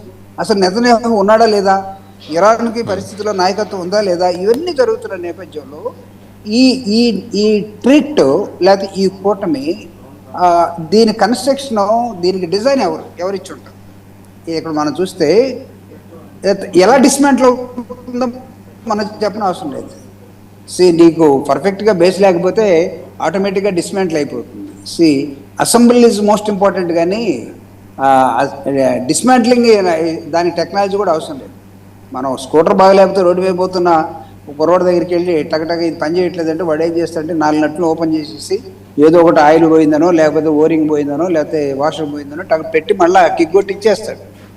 So dismantling is not a problem, but assembling is very very important. ఈ అసెంబ్లీలో నిజంగా మన పక్కన ఉన్నటువంటి ఈరోజు పాకిస్తాన్ ఇన్ని ఇంటర్నల్ కాన్ఫ్లిక్ట్స్ తోటి బలిచిస్తాను రేపు ఈరోజు ప్రకటించుకుందండి. ఎందుకు మౌనంగా ఉంది ఈరోజు పాకిస్తాన్? అంతలోన ఒక నాటు కూటమిలోకి వెళ్ళిపోయి, అంతలోన అమెరికా సపోర్ట్ ఉండి, అంతలోన చైనా సపోర్ట్ ఉండి, అప్పటికప్పుడు మార్చుకుంటా యుద్ధ రీతిని మార్చుకుంటూ లేకపోతే వ్యూహాలను మార్చుకుంటూ వెళ్ళిపోతున్నటువంటి పాకిస్తాన్ని ఈరోజు మనం ఎలా చూడాలి? ఫస్ట్ ఆఫ్ ఆల్ వాళ్ళని మనం చాలా సీరియస్గా చూడకపోతే, లేకపోతే వాళ్ళలో ఇంకో దేశం ఏర్పడుతుంది, ఆ దేశం భారతదేశానికి దగ్గరకు వస్తుంది, లేదా మనం సపోర్ట్ చేస్తాం మనలో కలిసిపోతారు, వీటన్నిటికన్నా ఈరోజు ప్రపంచం అంతా ఒక గ్లోబ్ మొత్తం ఒక అరచేతిలోకి వచ్చేసిన తర్వాత నువ్వు శాసించే దశకి, నేర్చుకునే దశకి, మనం చూసే దశలోకి ఇమ్మీడియట్గా వచ్చిన నేపథ్యంలో ఈరోజు ఇంటర్నేషనల్ అఫైర్స్ వచ్చి భారతదేశం as a citizen of this country, మన దేశం, మన సార్వభౌమాధికారం, మన వాల్యూస్ కానీ లేకపోతే మన ఇంటర్నేషనల్ రిలేషన్స్ కానీ ఇలాంటి కూటములు కొత్తగా ఏర్పడినప్పుడు వాట్ దే ఇమ్మీడియట్ థ్రెట్ అనే దానిలో నుంచి మనం ఆలోచించాలి తప్పితే వాడు ఉంటాడా పోతాడా అనే దానికన్నా ఈరోజు ఈ కూటమి ఏర్పడటానికి ప్రధానమైన కారణం ప్రిడామినెంట్గా నాకు కనబడుతున్నది దీని వెనకాల అమెరికా లేకుండా లేదు. వెరీ ట్రూ అండి. చాలా సైలెంట్ స్పెక్టేటర్గా చైనా ఉన్నప్పటికీ కూడా చైనా పాత్ర సైలెంట్గా మనకు కనపడినప్పుడు కూడా ప్రతి చోట వాళ్ళు టింకరింగ్ వ్యవహారం వాళ్ళది. టింకరింగే ప్రతి చోట మాట్లాడకపోవచ్చు, but they use to show everything in terms of action. వాళ్ళు చూపిస్తూ ఉంటారు. మన బార్డర్ చూసుకుంటే నేపాల్ బార్డర్ కానీ లేకపోతే అదర్ ఏరియాస్ కానీ లేకపోతే ఇప్పుడు జరుగుతున్న ఈ వార్ఫేర్లో ఇరాన్ అండ్ అమెరికా లేకపోతే ఈ వార్ఫేర్లో మన చైనా రోలు మనకి అర్థం కావట్లేదా? మనం ఎటువైపు ఉన్నామో అని చూసుకుంటూనే ఈ కూటమి వైపు మనం చాలా జాగ్రత్తగా అప్రమత్తంగా ఉండాలి. మనం ప్రతి సిటిజన్ కి మనం చెప్పే విధంగా మన ఇంటర్నేషనల్ అఫైర్స్ డెసిషన్స్, నేను ఇక్కడ what I'm trying to say, మన డెసిషన్ కూడా కనపడినట్టుగా ఉండడానికి అవకాశం ఇవ్వకూడదు. రైట్, స్పష్టత ఇవ్వాలి దేశం, భారత ప్రభుత్వం అంటారు. అండ్ కల్నల్ రావు గారు, 2 అంశాలండి ఇక్కడ. అమెరికా ఏంటంటే ఇరాన్ మీద పరోక్ష ఒత్తిడి తీసుకురావడానికి ఈ కూటమి ఏర్పాటుకు కావాల్సిన ప్లాట్ఫామ్ సిద్ధం చేసింది అనేది జూపిడి గారి అభిప్రాయం. దానికి కొంచెం వాస్తవానికి దగ్గరగానే ఉంది. అండ్ నమ్మదగిన దేశంగా అమెరికా ఎప్పుడూ లేదు కాబట్టి వాళ్ళ అవసరాల కోసం వాళ్ళు ఎవరినైనా కలుపుతారు, ఎవరినైనా విడగొడతారు అనేది అక్కడ జనరల్ సూత్రీకరణ. స్పెయిన్ నుంచి అనుభవాలు చూసిన తర్వాత, యుఎస్ఎస్ఆర్ డిజింటిగ్రేషన్ చూసిన తర్వాత రాబోయే రోజుల్లో మనం చూడబోయే ఒక డిజింటిగ్రేషన్ అమెరికా అనే ఒక అభిప్రాయం కూడా ప్రపంచవ్యాప్తంగా నెలకొంది. ఆ అంశం పక్కన పెడితే ఈరోజు బలూచి యోధులు స్వాతంత్ర దినోత్సవం జరుపుకుంటున్నారు వాళ్ళు, అంటే రిపబ్లిక్ ఆఫ్ బలూచిస్తాన్. ఇదే సమయంలో పాకిస్తాన్ కిమ్మి నాస్తిగా కూర్చున్నట్టుగా మనకి కనిపిస్తుంది. బట్ మనం అప్రమత్తం కావాల్సిన విషయం, పాకిస్తాన్ అంత సైలెంట్గా ఉందంటే ఎందుకంటే ఆపరేషన్ సింధూర్కి ముందు ఫీల్డ్ మార్షల్ మునీర్ అన్నాడు, ఈసారి భారత్ మీద దాడి ఈస్ట్ వైపు నుంచి జరుగుతుంది, బంగ్లాదేశ్ వైపు నుంచి ఏమన్నా జరిగే ప్రమాదం కనిపిస్తుందా, అంత తేలిగ్గా తీసి పారేయకూడదు వాళ్ళ వ్యూహాలని, వాళ్ళ ఎత్తుగడల్ని, వాళ్ళ దుర్మార్గాన్ని, వాళ్ళ పైశాచికత్వాన్ని. అలాంటి ప్రమాదం ఏమన్నా మనకి తక్షణం కనిపిస్తోందా? పరేం పర్లేదు, అది ఎలాగూ ఫిటైల్ ఎక్సర్సైజ్గా కనిపించింది కాబట్టి వాళ్ళు ఏం చేయలేరులే అనే ఒక నిర్లిప్త ధోరణి, లేకపోతే నిశ్చింతతో కూడుకున్న ధోరణితో మనం వ్యవహరించడం కరెక్టేనా? ఎందుకంటే మనకి జరిగే విషయాలన్నీ అంతర్జాతీయంగా చోటు చేసుకున్న పరిణామాల విషయంలో మన దేశం అనుసరిస్తున్న వ్యూహాల గురించి బహిరంగంగా అన్నీ చెప్పక్కర్లేదు ప్రభుత్వం, బట్ అప్రమత్తంగా ఉందా లేదా అది కావాలి మనకి. ఎగ్జాక్ట్లీ, చాలా అప్రమత్తంగా ఉండాలి. ఎందుకంటే లాస్ట్ 6 months మనం చూస్తుంటే డిసెంబర్ నుంచి మన ఇండియాలో కౌంటర్ ఇంటెలిజెన్స్ మెజర్స్ చాలా ఎఫెక్టివ్గా అయ్యాయి. దానివల్ల ఐఎస్ఐ స్లీపర్ సెల్స్ని చాలా వరకు బయటికి తీసుకురాగలిగాం, ఎస్పెషల్లీ నార్త్ వెస్టర్న్ ఇండియా. తర్వాత కొంతమంది ఎడ్యుకేటెడ్ గ్రూప్స్, మెడికల్స్, వీళ్ళంతా ఎవరైతే యాంటీ ఇండియన్ యాక్టివిటీస్ చేయాలనుకున్నారో వాటిని నిర్వీర్యం చేయగలిగాం. అది రెడ్ ఫోర్ట్ దగ్గర ఒక యాక్సిడెంట్లో ఒక ఇన్సిడెంట్ జరిగినా కానీ బై అండ్ లార్జ్ మనం కౌంటర్ చేయగలిగాం ఎఫెక్టివ్. అయితే మీరు అన్నట్టుగా అసీం మునీర్ గారి స్టేట్మెంట్ మనం చాలా సీరియస్గా తీసుకోవాలి. యూనస్ గారి టైంలో దాదాపు 9 నెలల క్రితం ఇచ్చిన visa exemption for diplomats and Pak army officials అది చాలా కీలకం.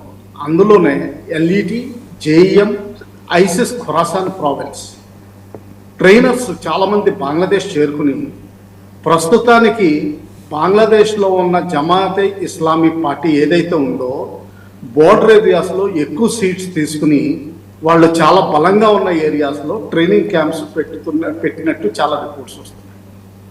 అక్కడ ఆ ట్రైనింగ్ క్యాంప్స్లో 9 నెలలు ఈ సఫిషియంట్ టైం ఫర్ దౌరే ఖాస్ ఈ 2 క్యాంపులు కండక్ట్ చేయడానికి. సూసైడ్ బాంబర్స్ని వీళ్ళందరినీ ట్రైన్ చేయడానికి ఇంకా కొంచెం టైం పడుతుంది, కానీ ఇంత పడుతుంది. దానితో చూస్తుంటే మన వెస్ట్ బెంగాల్లో ఉన్న ఒక ఫేవరబుల్ గవర్నమెంట్ పోవడం, తర్వాత ఈ సర్ అన్నది సీరియస్గా అవ్వడం, అందులో చాలామంది ఎస్పెషల్లీ మైనారిటీ కమ్యూనిటీ ఓట్స్ అన్ని పోయినట్టు లెక్క పెట్టడం, ఎఫ్సిఆర్ఏ ద్వారా మా ఎన్జిఓస్ని నియంత్రించడం, ఇవన్నీ చూస్తుంటే యూత్లో కొంత ప్రేరేపణ చేయగలిగే అవకాశాలు చాలా ఉన్నాయి. వాళ్ళ ద్వారా ఇండియాలో మేజర్ యాక్టివిటీస్ చేయొచ్చు. Right from assassination attempts of top leaders of India అక్కడి నుంచి మొదలు పెట్టుకుని టెర్రరిస్ట్ యాక్టివిటీస్, తర్వాత కొంతవరకు మిలిటరీ యాక్షన్లో సర్క్రిక్ కోర్టు కనిపిస్తుంది. ఎందుకంటే సర్క్రిక్ బోర్డర్ పిల్లర్ నెంబర్ 1185 తర్వాత దాదాపు 100 kilometers డీలినేషన్ యాక్సెప్టబుల్గా లేదు ఇండియాకి పాకిస్తాన్. ఇండియా మనం మేజర్ క్రీక్ అయిన సర్క్రిక్లో సెంట్రల్ పోర్షన్ మనం అడుగుతున్నాం, వాళ్ళేమో ఈస్టర్న్ పోర్షన్ వాళ్ళ బౌండరీ అని చెప్తున్నారు. అందుకనే వాళ్ళు ఏం చేశారంటే టర్కీకి ఈ ఏరియాలో మొత్తం ఆయిల్ అండ్ గ్యాస్ ఎక్స్ప్లోరేషన్కి కంప్లీట్ ఫ్రీడమ్ ఆఫ్ ఆపరేషన్ ఇచ్చేశారు. Freedom of operation to explore, తర్వాత ప్రొడక్షన్, సేల్, ఆ ఆయిల్ సేల్ కూడా వాళ్ళు అంత లైసెన్స్ ఇచ్చారు. ఇది ఒక కావాలని చేసినట్టు మనకు కనిపిస్తుంది. సో అదొక ఫ్లాష్ పాయింట్ ఉంది. ఇండియాలో terrorist activity second flash point ఉంది. బంగ్లాదేశ్ నుంచి వచ్చే టెర్రరిస్ట్ యాక్టివిటీస్, ఎందుకంటే ఐసిస్ కేపీని తీవ్రంగా వాడుకుంటున్నారు ఐఎస్ఐకి ఒక ప్రాబ్లం వస్తుంది. అంతకుముందు ఆఫ్ఘనిస్తాన్ నుంచి డ్రగ్స్ స్మగ్లింగ్ చేసి సెల్ఫ్ సస్టైనబిలిటీ ఉండేది, $800 million బడ్జెట్ సెల్ఫ్ సస్టైనబిలిటీ ఉండేది. అది ప్రస్తుతానికి పోయింది. అందువల్ల చాలా ఐఎస్ఐ క్లిష్ట పరిస్థితుల్లో ఉంది. బహుశా ఈ పార్టీకి ఫండ్స్ మేనేజ్ చేసి ఉంటారు. ఆ ఫండ్స్ ద్వారా ఇండియాలో ఏదో ఒకటి చేయాలని చూస్తారు. ఇది మాత్రం 100%. నా అభిప్రాయం ప్రకారం నెక్స్ట్ 6 months నుంచి 18 months లోపల ఇండో పాక్ వారు తథ్యం అనిపిస్తుంది. ఎందుకంటే ఆపరేషన్ సింధూర్ క్లోజ్ కాకపోవడం, సింధు వాటర్స్ అబ్రగేషన్ ట్రీటీ, తర్వాత ఈ సర్క్రిక్ ఇష్యూ, తర్వాత బంగ్లాదేశ్లో ట్రైనింగ్ అవుతున్న, అంటే బంగ్లాదేశ్ని బ్లేమ్ చేసే విధంగా పాకిస్తాన్కి బ్లేమ్ లేకుండా ఉండే విధంగా చేపట్టగలిగే చర్యలు, ఎల్ఈటి జేఎం ద్వారా స్టేట్మెంట్ ఇప్పించడం, మా క్యాడర్స్ 30 మంది వరకు ఇండియన్ యాక్టివిటీస్ వల్ల పాకిస్తాన్లో పోయారు అని ఇప్పించడం, ఇవన్నీ చాలా ఇండికేషన్స్ బలంగా కనిపిస్తాయి. మనం చాలా అప్రమత్తంగా ఉండాల్సిన అవసరం ఉంది. అయితే ఒకటి పాయింట్ గుర్తుపెట్టుకోవాల్సింది ఏంటంటే ఫిబ్రవరి లాస్ట్ 4th weekలో మోడీ గారి ఇజ్రాయెల్ విజిట్ టైంలో హెక్సగాన్ అన్న ఒక వర్డ్ విన్నాం. ఆ హెక్సగాన్లో ఆ రోజున భాగం చూస్తుంటే ఇజ్రాయెల్, కొంతవరకు గ్రీస్, ఎందుకంటే టర్కీ తోటి సైప్రస్ మీద ప్రాబ్లమ్స్ ఉన్నాయి, సైప్రస్, ఆర్మేనియా, ఇండియా ఇప్పటి వరకు కనిపిస్తున్నాయి. కొంతవరకు ఆ రోజున ఈజిప్ట్ అనుకున్నాం. సో ఆ విధంగా చూస్తుంటే ఈజిప్ట్ ఎంతవరకు జాయిన్ అవుతుంది, ఇటు హెక్సగాన్లోకి వస్తుందా, అటు ఈ మక్కా ప్యాక్ట్లోకి వెళ్తుంది అన్నది కూడా కొంచెం ఆలోచించాల్సింది. సో ఈ విధంగా ఆ హెక్సగాన్ ఇన్ఫార్మల్గానే ఉండి ఫార్మల్ ట్రీటీ లేకుండా ఆపరేట్ చేసే అవకాశాలు నాకు చాలా కనిపిస్తుంది. చెప్పండి. Right, thank you colonel V V Rao గారు, కల్నల్ పరమేశ్వర్ గారు అండ్ జూపూడి ప్రభాకర్ గారు. సో ఇది మొత్తానికి ఏంటంటే టర్కీ, పాకిస్తాన్, సౌదీ ఈ 3 దేశాలు కూటమి కట్టిన 24 గంటల వ్యవధిలో ఎలాంటి వ్యవహారం బయటపడింది అంటే హౌతీల దాడితోటి ఎలా మొత్తం ఈ కూటమి విఫలం కాబోతుంది అనేది పురిట్లోనే సంధి కొట్టిందనే ఒక సామెత ఉంది, అది ఇండికేట్ చేస్తుంది. అలాగని ఆ కూటమిని తక్కువగా తీసేయడానికి వీలేదు. అది ఫార్మేషన్ వెనకాల యూఎస్ కూడా ఉండొచ్చు. ఇరాన్ని కంటైన్ చేయడం కోసం సున్నీ ఇస్లామిక్ నేషన్స్ని ఒక ప్లాట్ఫామ్ దగ్గర తీసుకురావడం అమెరికా ఎత్తుగడ అయి ఉండొచ్చు. బట్ అలాగని ఇరాన్ ఖాళీగా కూర్చోదు. ఇరాన్ ప్రొవెస్నెస్ ముందు ఈ దేశాలు ఏవి నిలబడే పరిస్థితి కూడా లేదు. ఎందుకంటే ఇన్నాళ్ళుగా యుద్ధం జరుగుతున్నా, ఇంతమందిని వాళ్ళ దృష్టిలో యోధుల్ని కోల్పోయినా ఇరాన్ వెనక్కి తగ్గల. సో నైతికంగా ఇరాన్ గెలిచినట్టు, సాంకేతికంగా అమెరికా గెలిచినట్టుగానే మనం చూడాల్సి ఉంటుంది. సో అమెరికా ఇప్పటివరకు చేసిన యుద్ధాల్లో వాళ్ళ సైన్యం పారిపోవడం చూసాం. అలాగే పాకిస్తాన్ ఇప్పటివరకు భారతదేశంతో చేసిన యుద్ధాల్లో వాళ్ళు ఓడిపోవడం చూసాం. ఇలాంటి 2 దేశాలు